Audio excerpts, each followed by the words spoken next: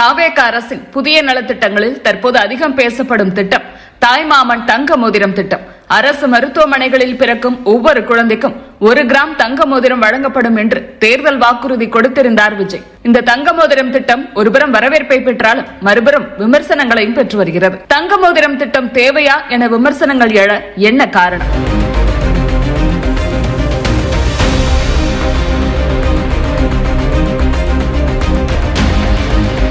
அரசு மருத்துவமனைகளில் பிரசவத்தை ஊக்குவிக்கும் வகையிலும் அங்கு பிரசவம் செய்து கொள்ளும் ஏழை குடும்பங்களுக்கு மரியாதை மிக்க நினைவு பரிசு வழங்குவதையும் நோக்கமாக கொண்டு உருவாக்கப்பட்ட திட்டம்தான் தாய்மாமன் தங்க மோதிரம் திட்டம். இந்த திட்டத்தின்படி அரசு மருத்துவமனைகளில் பிறக்கும் அனைத்து குழந்தைகளும் இந்த திட்டத்தால் பயன்பெற முடியும்.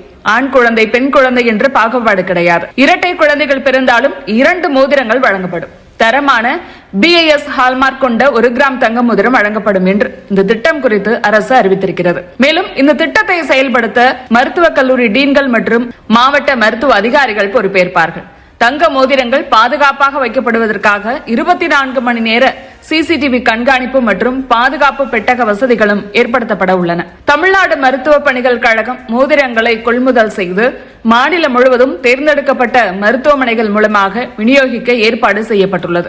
உரியவர்களை இந்த திட்டம் பாதுகாப்புடன் சென்று சேர வேண்டும் என்று தாவேக அரசு எடுத்துள்ள இந்த முயற்சியை ஒரு தரப்பு வரவேற்றாலும் இந்த திட்டத்தை எதிர்ப்பவர்கள் வேறு ஒரு கோணத்தை முன்வைக்கிறார்கள். இந்த திட்டத்தின் கீழ் ஆண்டுதோறும் சுமார் 4 லட்சத்திற்கும் அதிகமான குழந்தைகளுக்கு தங்க மோதிரம் வழங்கப்பட உள்ளது. தங்கத்தின் விலை மட்டுமல்லாது செய்கூலி, சேதாரம், GST, போக்குவரத்து, பாதுகாப்பு உள்ளிட்ட செலவுகளும் சேர்த்து தோராயமாக 755 கோடி ரூபாய் இந்த திட்டத்திற்கே செலவாகும். 755 கோடி என்பது மாநிலத்தின் பொருளாதார வளர்ச்சியில் மிகப்பெரிய பங்கு. எனவே இத்தனை கோடியில் எத்தனை புதிய ICU வார்டுகளை உருவாக்கலாம்? எத்தனை அரசு மருத்துவமனைகளுக்கு MRI, CT ஸ்கேன், டயாலிசிஸ் போன்ற வசதிகளை ஏற்படுத்தலாம்? எத்தனை மருத்துவர் மற்றும் செவிலியர் காலி பணியிடங்களை நிரப்பலாம் என்பதுதான் விமர்சிப்பவர்கள் முன்வைக்கக்கூடிய வாதம்.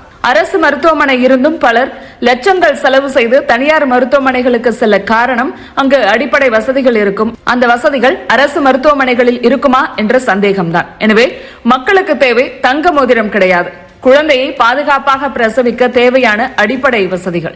எனவே அப்படியான வசதிகளை அரசு மருத்துவமனைகளுக்கு தர வேண்டிய கட்டாயம் ஆளும் அரசுக்கு உள்ளது எனும் போது அதற்கான திட்டமிடுதலும் நிதி ஒதுக்கீடும் செய்ய வேண்டிய தேவை உள்ள போது அந்த நிதியை மக்கள் கேட்காத, மக்கள் எதிர்பார்க்காத தங்கத்தில் விரயம் செய்யலாமா என்ற கேள்விகள் எழுகின்றன. எனவே அரசு மருத்துவமனைகளில் உள்ள அடிப்படை பிரச்சனைகள் முழுமையாக தீர்க்கப்படாமல் தங்க மோதிரம் வழங்குவது மட்டும் அரசு மருத்துவமனைகளின் மீதான நம்பிக்கையை அதிகரிக்குமா என்ற கேள்வியும் கூடவே எழுகிறது. அதே நேரத்தில் இந்த திட்டத்தை ஆதரிப்பவர்கள் தமிழகத்தில் தாய்மாமன் குழந்தைக்கு தங்க மோதிரம் அணிவிப்பது ஒரு பாரம்பரியமான வழக்கம். அதையே அரசு தன்னுடைய நலத்திட்டமாக மாற்றியிருக்கிறது. மேலும் அரசு மருத்துவமனைகளில் பிரசவங்களை ஊக்குவிக்கும் ஒரு முயற்சியாக இதை பார்க்க வேண்டும் என்ற வாதங்களை அவர்கள் முன்வைக்கிறார்கள். ஆனால் பொருளாதார நிபுணர்கள் வேறு ஒரு கோணத்தை முன்வைக்கிறார்கள். இந்தியாவில் பயன்படுத்தப்படும் தங்கத்தின் பெரும்பகுதி வெளிநாடுகளில் இருந்து இறக்குமதி செய்யப்படுகிறது.